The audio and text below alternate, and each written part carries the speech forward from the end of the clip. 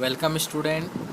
हमारा जो बचा हुआ टॉपिक था कि डार्विन का अनुभव, बीगल के सफ़र और डार्विन का अनुभव, इसको आज हम देखेंगे। चलिए, वैसे तो डार्विन बचपन से ही प्राकृतिक घटनाओं और प्राणियों के आवास, व्यवहार आदि के संबंध में रुचि रखते थे। तो इसके लिए उन्होंने जानकारी जुटाना प्रारंभ कर दिया था। तो लगभग आज से 200 वर्ष पूर्व जीवों की विविधता और उसकी प्रकृति के प्रभाव से संबंधित जो अध्ययन उसने किए हैं, या उनकी जो वैज्ञानिक सोच थी और सामाजिक सोच, इसमें जो व्यापक परिवर्तन आया है उसको देखते हैं। तो उनके अध्ययन का ही एक परिणाम है जिससे वैज्ञानिक और सामाजिक सोच में व्यापक परिवर्तन आया है। तो चलिए हम लोग अब बीगल के सफ़र पे डार्विन के साथ चलते हैं। तो डार्विन ने अपना जो सफ़र है वो कहाँ से प्रारंभ किया? 1831 में उन्होंने इंग्लैंड से प्रारंभ किया। इंग्लैंड कहाँ है? यूरोप में, है ना। तो आप इस रेखा चित्र के माध्यम से देख सकते हैं, यहाँ से उन्होंने इंग्लैंड से यात्रा प्रारंभ की और यह दक्षिण अमेरिका के तटों से होता हुआ विभिन्न द्वीपों को और वहाँ रहने वाले जीवों के बारे में उन्होंने अध्ययन किया। तो इस प्रकार वह दक्षिण अमेरिका से होता हुआ यह ऑस्ट्रेलिया के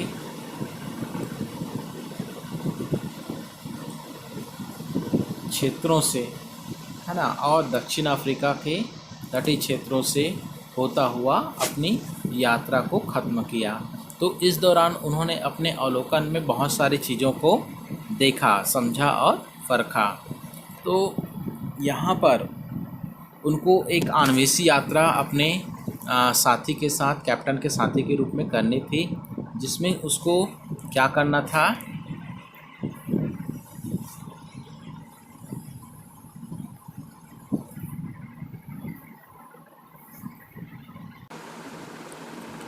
इसमें उसको इलाकों का नक्शा तैयार करना था और फिर वहाँ की खनिज संपदा और जैव विविधता का अध्ययन करना था। ये तीनों चीज़ें उसमें सम्मिलित थी। उस यात्रा के दौरान उनको ये सारे कार्य करने थे।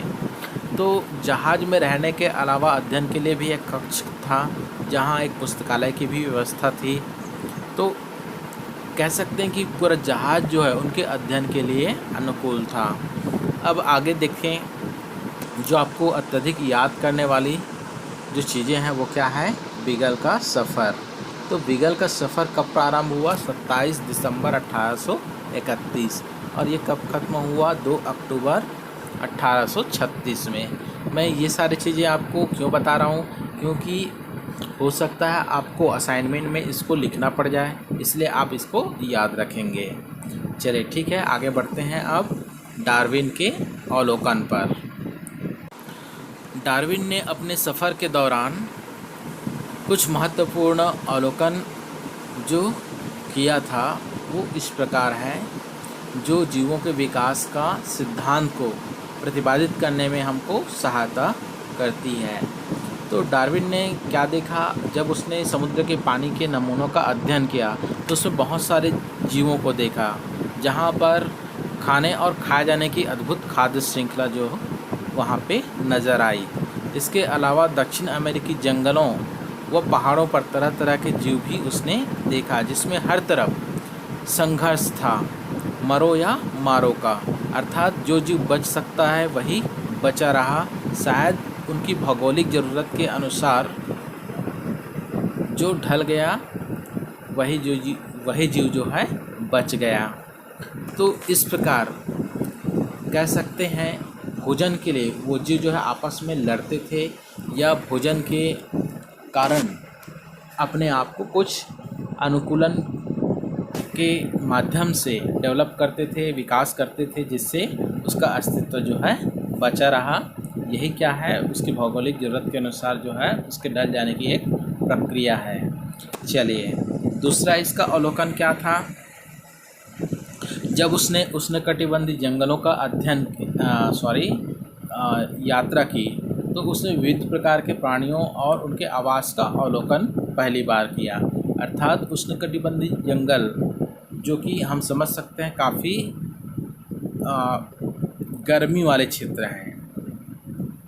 उष्ण का मतलब ही है गर्माहट, तो समझ सकते हैं इससे कि यह जो क्षेत्र है काफ़ी गर्म रहा है, जिसकी वजह से यहाँ पे जो जीव थे अधिकतर गुफाओं में रहते थे, बिलों में रहते थे, या वहाँ के पेड़ पौधों में जो जीव रहते थे उनमें जो है बहुत सारी विविधता जो उनको नज़र आई। तो आगे देख सकते हैं कुछ अगला पॉइंट जो है इसके बारे में। जब उसने दक्षिण अमेरिकी पहाड़ों के ऊपर ऐसे चट्टानें देखी जिसमें समुद्री जीवों के अवशेष मिले, साथ ही उसने कुछ ऐसे भूकंप का अनुभव किया जो समुद्र की सतह को लगभग 3 मीटर तक ऊंची उठा दिए थे। ठीक है, तो यह जो अवलोकन है ये दर्शा रहा था कि समय समय पर महाद्वीप और महासागर में व्यापक रूप से बदलाव आता है। ये बदलाव क्यों आता है?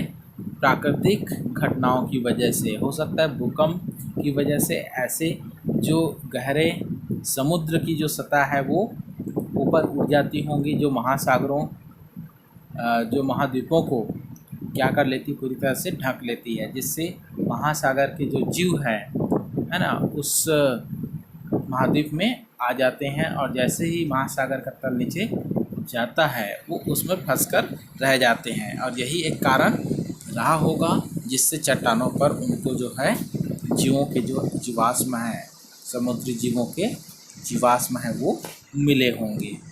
ठीक है, एक बार और स्पष्ट कर दूं, यहाँ पर डार्विन ने क्या अनुभव किया कि भूकंप के कारण समुद्र की सतह 3 मीटर तक ऊंची उठ गई थी।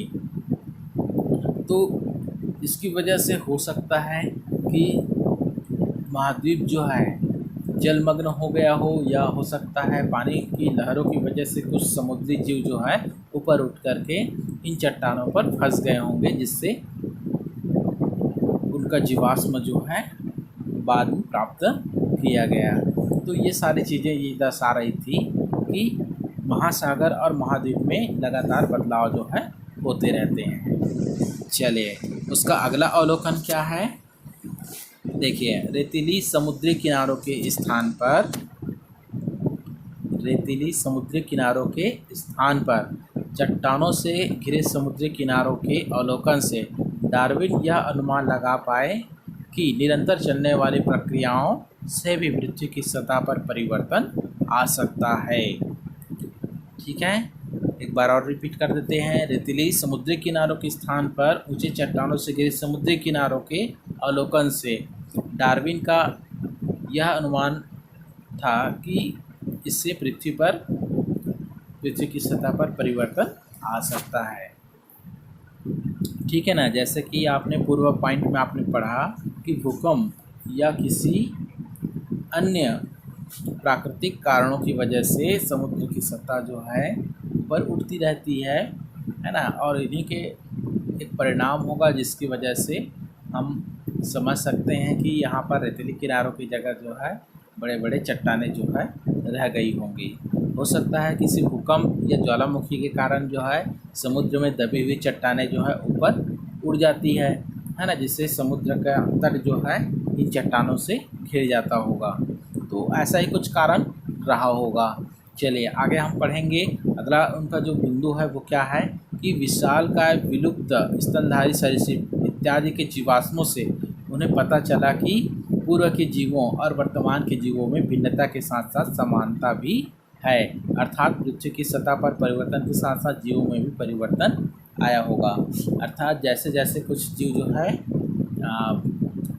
जो इस जल में रहते थे, अर्थात जो जलचर थे, वो हो सकता है कभी पृथ्वी की सतह पर आ गए होंगे, जिससे उसमें कुछ परिवर्तन आया होगा और पृथ्वी की सतह पर रहने के प्रति उसमें अनुकूलन पैदा हो गई हो। तो इस प्रकार से जीवों में भी परिवर्तन आ जाता है। या हो सकता है प्राकृतिक आपदा की वजह से कुछ, या अपनी आवश्यकताओं की पूर्ति के लिए उसके शरीर में कुछ बदलाव जो है आ जाते हैं। ठीक है, आगे बढ़ते हैं। यहाँ पर आप देखेंगे कि एक और जीवाश्म जिसको समझा जाता है, जीवित जीवाश्म जिसको कहना चाहिए। देखिए यहाँ पर एक मछली है ना, जो कि डायनासोर्स के समय में पाए जाते थे। इसको सिलिकेंथ नाम दिया गया है। क्या नाम दिया गया है?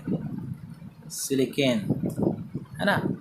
यह जो मछली है विलुप्त इसको समझा गया था, लेकिन 1938 में अफ्रीका के तट के किनारे में जब मछुआरों ने इस मछली को पकड़ा तब सभी अचंभित रह गए थे, आश्चर्य में पड़ गए थे कि यह मछली कैसे अब तक जिंदा है, जिसको हम विलुप्त समझ रहे थे वो कैसे जिंदा है ऐसा करके। तो यहाँ पर आप देख सकते हैं उस समय यह माना गया था कि इसमें विकास रुक गया है, अतः इसे लंबे समय तक जीवित जीवाश्म कहा गया। परंतु अब हम जान गए हैं कि इसमें विकास की प्रक्रिया अभी भी हो रही है, इसलिए इनको जीवित जीवाश्म कहना ठीक नहीं होगा। अर्थात इसमें विकास हो रही है, अर्थात ये अपने आप को डेवलप कर रही है, विकसित कर रही है वर्तमान की जो वातावरण है, जो एटमॉस्फेयर है उसके अनुसार, जिसकी वजह से वो अब भी जीवित है। तो इसको जीवाश्म कहना ठीक नहीं होगा। यह एक जीवित प्राणी ही इसको माना जा सकता है। आज के लिए बस इतना ही। अगला वीडियो मैं आपके लिए अपलोड कर दूंगा। धन्यवाद।